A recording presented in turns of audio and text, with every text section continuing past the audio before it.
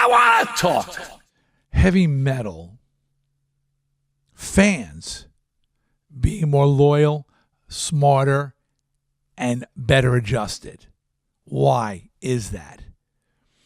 Now, I said I'm OG metal fan. I'm day one. As I said, I say it all the time because I'm really proud of it. Look, like I said, birthday's coming up. I'm going to be 64 years old. And I've been a metal fan since it wasn't called metal. It was called hard rock. And it really was just sort of separating from the rock of the 80s, things that were more edgier. And there was bands like Cream, Mountain, Jimi Hendrix. They were edgier. Even when you go back to the earlier 60s, mid 60s, I'd say about 66, 67, I was a fan of Paul Revere and the Raiders.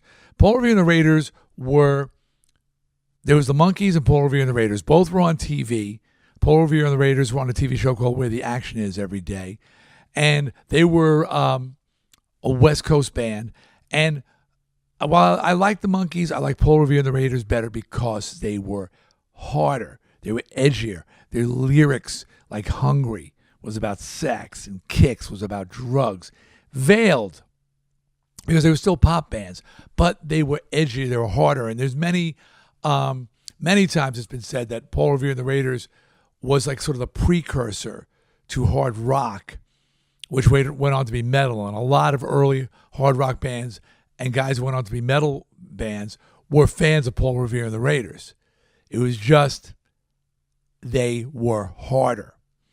So as it went and it became hard rock, and it wasn't called heavy metal, and I was there for the first Blue Cheer record. I was there for the first Mountain record. I was there for the first Black Sabbath, Grand Funk Railroad, Led Zeppelin. These are the bands that begat heavy metal.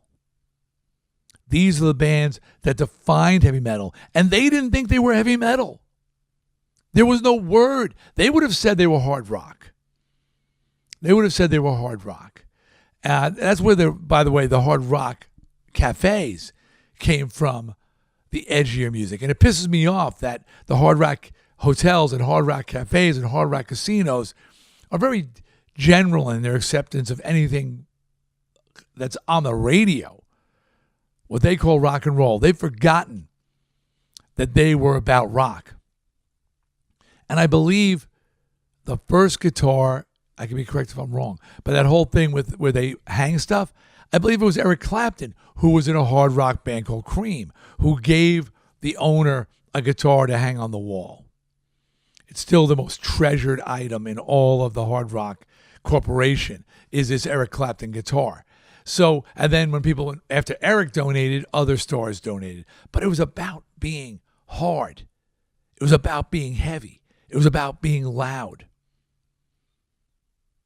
But all these bands, Black Sabbath, I mean, I've talked about this before, that they wanted to be a jazz blues fusion band. Yeah, that didn't work out too well. I mean, I remember seeing them in 73, 74, probably 74. And when Iommi would do his guitar solo, it was a jazz solo. Jazz. Nobody knew what the hell was going on because they still, by 74, had not recognized that they had reinvented the wheel.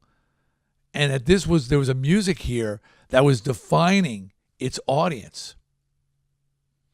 So for some reason, and this I don't have the answer to, for some reason in the early 70s, there was certain people who were drawn to more aggressive sound, a harder sound. And the sound had the aggression.